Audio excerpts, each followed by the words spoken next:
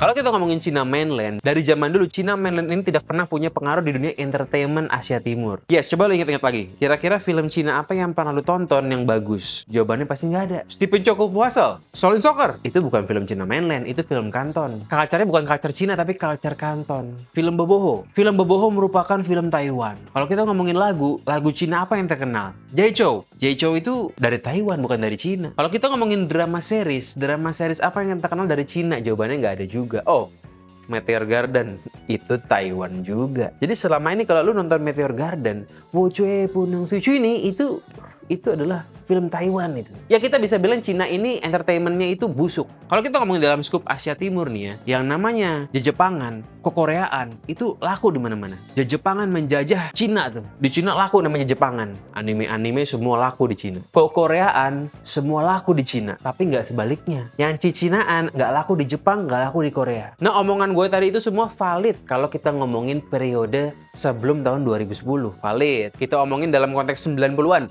Valid juga. Tapi kalau kita ngomongin dalam konteks 2020-an, omongan gue tadi jadi bullshit. Di video ini kita akan bahas bagaimana industri hiburan Cina yang tadinya mediocre akan menguasai Asia Timur di tahun 2030.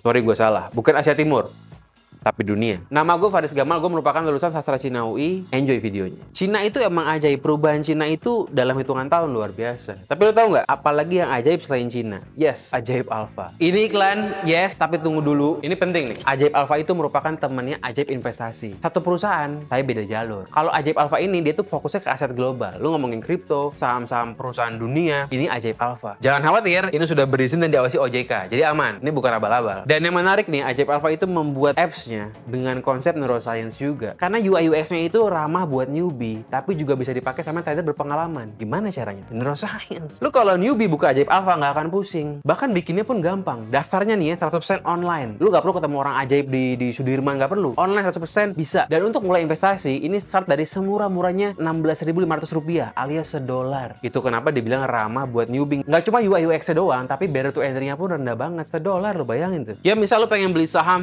global apa, Nvidia, lu suka main game, lu bisa beli Nvidia dari $1.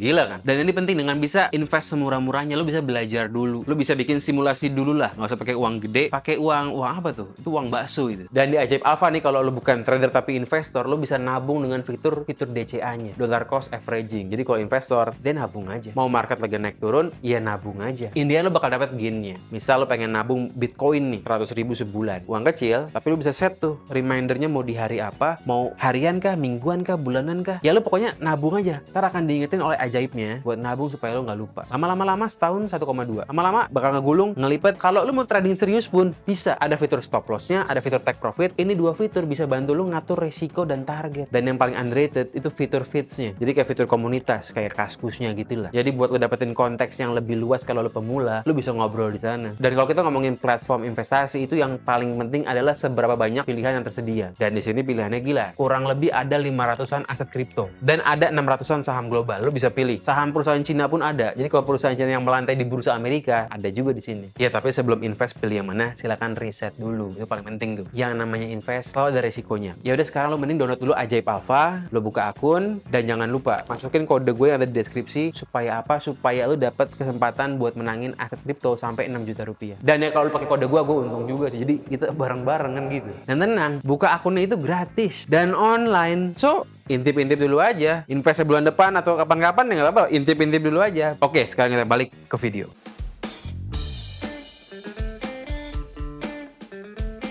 Salah satu game yang paling bikin gue ngebet buat upgrade PC itu adalah RDR, Red Dead Redemption 2. Itu pas begitu keluar, gue belum main. Pas zaman COVID, karena gabut, akhirnya gue pengen main RDR, komputer gue nggak kuat. Gue pengen upgrade. Itu game bagusnya luar biasa. Game-game Rockstar emang gila-gila. Itu tahun 2020. Tapi tahun kemarin, tahun 2024, temen gue itu upgrade PC juga karena pengen main game. Gue tanya, pengen main game apa lo? Kata dia, pengen main BMW. BMW itu bukan mobil. BMW itu Black Myth Wukong. Game Cina. Lo bayangin, 2024 orang pengen upgrade PC gara-gara game Cina. Zaman dulu, game apa dari Cina? Nggak ada. Kalau kita ngomongin game Jepang, banyak. Harvest Moon, Pepsi Man, itu game Jepang. Zelda, game Korea, banyak game Korea. Kalau lu anak game online, itu gamenya hampir Korea semua. Gunbound, Xian Great Merchant, Ragnarok. Tapi game Cina nggak pernah ada. Sampai Black Myth Wukong. Itu kita ngomongin game AAA ya. Dan di tahun 2025 lagi rame lagi game AAA Cina, Where Wind Smith. Itu kalau orang-orang nyebutnya adalah GTA-nya Cina tuh.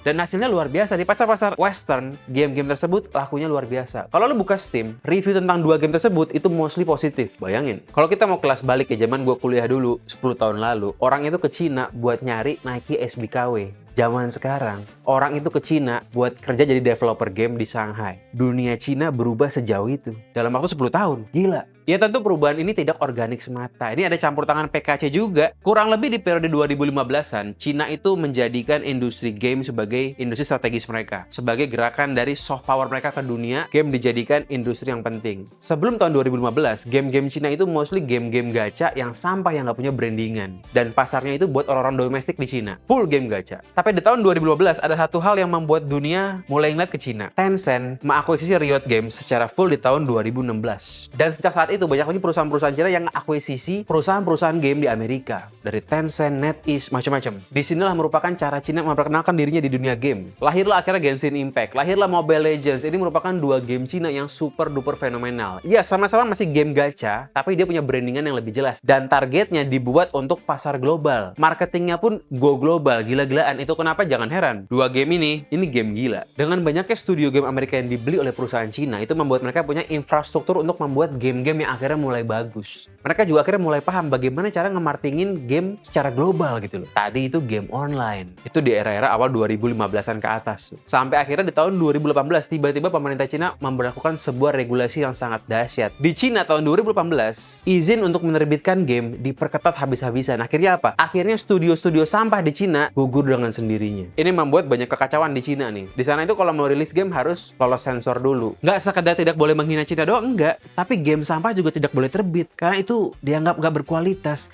Dan tidak sesuai dengan misi-misi PKC untuk Cina ke depan. Karena banyaknya studio game yang jelek bertumbangan, akhirnya yang tersisa hanya studio-studio game yang luar biasa. Tencent, NetEase, dan teman-temannya. Di 2018 itulah Cina akhirnya mulai ke filter nih studio gamenya. Di tahun 2020-an ada regulasi gila lagi. PKC memberikan batasan anak-anak kecil di bawah 18 tahun main game. Sehari maksimal 1 jam. Ini merupakan regulasi yang dahsyat dan merubah industri game di Cina. Kenapa? Karena dengan dilarangnya anak-anak kecil buat main game, itu ngebuat studio game tadi yang tersisa, yang bagus-bagus ini, harus putar otak. Mereka nggak bisa lagi bikin game-game gacha sampah, karena anak kecil nggak bisa main lagi. Dan akhirnya ada peraturan lagi, peraturan tentang game gacha. Game gachanya itu harus dibikin dengan aturan yang ketat, tidak boleh terlalu adiktif yang merugikan pemain gitu. Disitulah akhirnya mereka mulai beralih lagi. Yang tadinya udah berpikir harus bikin game buat orang dewasa, ditambah mereka mulai meninggalkan sistem gacha. Disitulah mereka mulai beralih kepada game-game single player AAA. Lahirlah Wukong di tahun 2024. Kalau kita bikin game untuk orang dewasa, itu gamenya harus punya storyline yang lebih dalam. Karena kalau terlalu dangkal, orang dewasa nggak mau main, kan begitu? Jangan heran, Wukong, Where Wind Smith, dan tahun depan akan selalu ada game-game AAA dari Cina. Disinilah cara Cina merubah industri game. Dan sekarang industri game Amerika mulai ketar-ketir. Itu tadi soal game. Sekarang kita mau pindah ke yang lebih gila lagi. Kita mau ngomongin industri entertainment, yang lebih tepatnya adalah Tuanchu. Tuanchu itu adalah microdrama.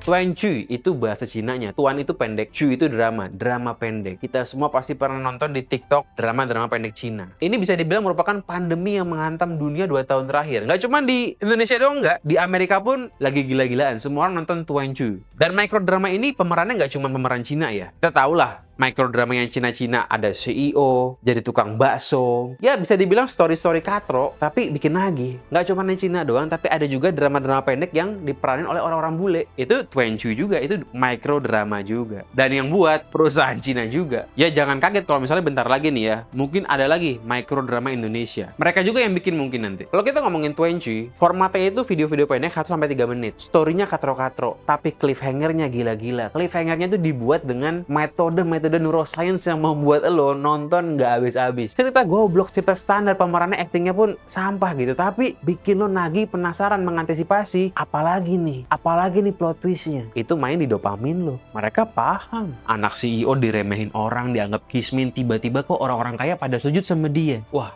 bombastis. cerita blow on. Tapi mereka bikin sampah kayak begitu bukan tanpa tujuan. Mereka emang bikin drama itu nggak dengan tujuan menangin Oscar, enggak. Emang dengan tujuan ya bikin drama simple aja. Bikin drama simple yang memang tujuannya itu buat orang-orang yang nonton di HP, bukan nonton di TV. Dan nontonnya itu pun nggak perlu pakai tenaga, nggak perlu mikir. Beda sama kita nonton Netflix nih. Kalau kita pengen nonton Black Mirror, itu kan pakai mikir. Kita mesti siap-siap dulu tuh, nggak bisa di HP kurang seru. Enaknya di TV. Tapi ini kebalikannya, lu nggak perlu mikir dan silakan nonton di HP. Ceritanya katro, diulang-ulang doang, tapi ya lu penasaran. Apa bukti dunia kecanduan mikrodrama Cina? Bukti dari uangnya. Kalau kita ngomongin nilai marketnya mikrodrama tahun 2021, revenue dari mikrodrama Cina itu di konteks lokal Cina aja ya, itu mencapai 500 juta dolar. Tapi per 2024 atau 3 tahun kemudian nominalnya stonks 1.300%, naik 14 kali lipat menjadi 7 miliar dolar. Bayangin, duit segitu di Cinanya doang, itu udah gede banget. Itu sudah mengalahkan market box office Cina. Jadi semua film bioskop di Cina tuh digabungin, udah kalah sama duitnya mikrodrama. Sebenarnya kalau ngomongin format mikrodrama, ini bukan Cina yang pertama kali mencium aroma format ini. Ya dunia sudah tahu bahwa kedepannya attention span orang akan makin pendek. Gak heran, TikTok laku, YouTube bikin shorts, IG bikin reels. Dunia tahu orang-orang itu kedepannya makin rendah kemampuan buat nahan nonton yang panjang-panjang.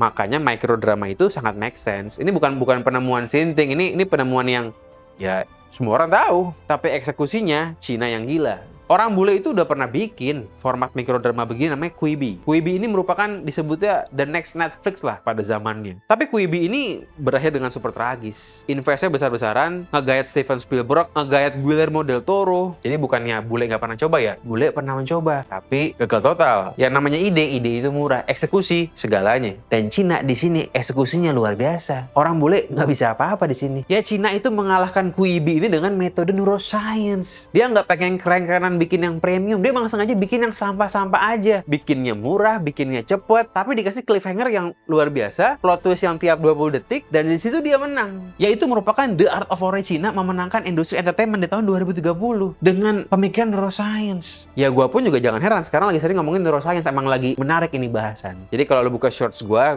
sering bahasnya sekarang bukan urbanisme doang, tapi juga tentang per-neuroscience-an. Tapi kalau gue yang ngomongin per-neuroscience-an sehari-hari aja. Dan sekarang gue juga baru bikin namanya grup Jamaah Neuroscience. Jadi buat lo yang suka ngomongin neuroscience nih tertarik, mendingan lo join grup Telegramnya. Lo klik tuh link di deskripsi, join dah. Kita ngobrolin tentang per-neuroscience-an. Karena emang seru, nggak habis-habis. Jadi ya kesimpulannya, mikrodrama Cina ini tidak peduli seberapa jago actingnya. Nggak penting, dia nggak butuh DiCaprio. Nggak. Sinematografinya pun dia nggak butuh sekelas Shawshank Redemption, dia nggak butuh. Plot twistnya yang keren-keren dia nggak butuh juga. Yang penting plot twist. Mau plot twistnya pinter atau enggak, tetap plot twist kan begitu. Di mikrodrama Cina tuh ya, cliffhanger-nya itu bisa muncul berkali-kali dalam satu episode. Bahkan tiap 15 detik. Rumusnya simple dan kejam. 10-20 detik pertama itu harus udah ngehook. Kalau nggak ngehook, nggak lolos. Dia harus ngikutin rumusnya begitu. Setiap 20 detik ada konflik yang gantung, itu ngebuat orang dapat dopamin, mengantisipasi nextnya ada apa lagi. Ini siapa sebenarnya ya? Kok CEO takut sama gembel? Bingung. Ini gembelnya siapa? Atta Halilintar lagi nyamar apa gimana? Itu cliffhanger tuh. Plotnya sengaja dibikin absurd. Ada orang diremehin. Statusnya terus dibalik. Terus tentang dia siapa itu nggak dibuka dulu, ditahan. Ditunggu sampai akhir video. Ini bukan soal cerita, ini soal dopamin dan stimulus. Stimulusnya dikasih cepet, ada terus, effort buat nontonnya dikasih 0. Ini literally kayak lu onani. Kalau lu onani itu nggak pakai effort, literally ini dia. Mirip, beda bentuk aja. Rewardnya instan, dapat dopaminnya cerot. Tadi kita udah ngomongin revenue drama Cina ini dari pasar lokal di Cina sana. Tapi kalau secara global, di global juga nggak kalah gila. Dan revenue mikrodrama Cina ini di global, itu setengahnya merupakan dari pasar Amerika Serikat. Yes, Amerika sangat kecanduan drama Cina. Indonesia kalah. Amerika yang paling gila. Itu kenapa akhirnya mereka bikin versi bule juga. Yang bikin, ya dia juga. Salah satunya nih, ada pabrik tempat pembuatan mikrodrama terbesar di dunia. Tepatnya di Macau Super Factory di kota Suzhou di Zhejiang. Itu tempat tahun 2020 merupakan hotel tempat karantina COVID. Nah, karena andil pemerintah Cina melihat bahwa ini merupakan industri strategis, akhirnya diberikan itu bekas hotel karantina menjadi tempat produksi mikrodrama. Luasnya kurang lebih 6,7 hektar dan setiap bulannya bisa memproduksi sampai 50 judul drama Cina. Sinetron pun nggak bisa bikin kayak begitu, apalagi film Hollywood. Lu kalau nonton anime itu kita nungguin tiap seasonnya, paling cepat itu kayak My Hero Academia, setahun sekali. Belum lagi yang hiatus 3 tahun sekali, itu lebih parah lagi. Ini sebulan bisa bikin 50 judul. Memang nggak diniatin buat bikin bagus, diniatin buat kejar tayang. Itu lebih kejar setoran dibandingkan sinetron tukang bubur naik haji. Itu aja udah gila tuh. Ya itulah the art of war-nya. Mereka paham cara kerja otak manusia. Makanya bisa begitu. Dan bocoran nih, Majelis Neuroscience Perdana itu akan diadain di Jakarta 31 Januari 2026. Nanti gue bakal undang dokter SPKJ, kita bakal ngomongin adiksi tuh. Kalau lu orang yang kecanduan bisa kecanduan cinta, kecanduan validasi, kecanduan ngocok, kecanduan macem-macem, datanglah ke Majelis Neuroscience Perdana tuh, bareng dokter SPKJ, dokter kejiwaan, kita bahas tuh. Kenapa otak lu bisa suwe begitu? Jadi lu paham. Kalau paham, gampang sadarnya. Cek di deskripsi, join tuh grupnya. Gratis.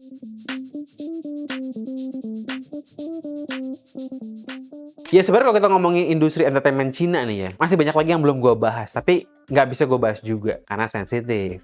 Takut dolar kuning. Contoh nih, gue kasih sneak peek bocorannya aja lah. Di Jepang mereka punya JAV, lu tahu JAV kan? Di Cina sekarang mereka punya CAV. Jadi kalau lu sekarang suka browsing situs biru, jangan heran. Sekarang banyak banget video-video CAV dengan produksi yang lebih kelihatan proper, meskipun storyline-nya juga busuk gitu ya. Tapi mereka tuh paham loh. Ini juga industri. Ini juga bagian dari soft power negara. Ya gue yakin ini bukan merupakan industri yang officially diakui gitu ya. Tapi ini kan underground. Kok bisa tiba-tiba CAV itu ada di mana-mana, ada banyak gitu. Ya ini TSM juga, nggak organik gitu loh. Nah sekarang pertanyaannya, apa untungnya industri entertainment buat Cina? Ngapain Cina ngurusin sinetron? Pentingnya apa? Kok Indonesia pun nggak pernah ngurusin sinetron tersanjung kan? Kenapa Cina harus ngurusin? Kenapa si Jinping harus mikirin sinetron katro begini? Kenapa? Karena ini merupakan industri yang strategis. Itu jawabannya. Kita aja yang dulu nggak mikir begitu. Tentu yang pertama adalah Cien, uang. Fulus, fitting, itu yang paling penting. Dulu Cina itu negara manufaktur. Ekspornya nggak digital, ada barangnya dikirim. Sekarang mereka beranjak menjadi negara maju. Jualan IP, jual Wukong tadi, Win Smith, Genshin Impact, dan teman-teman itu.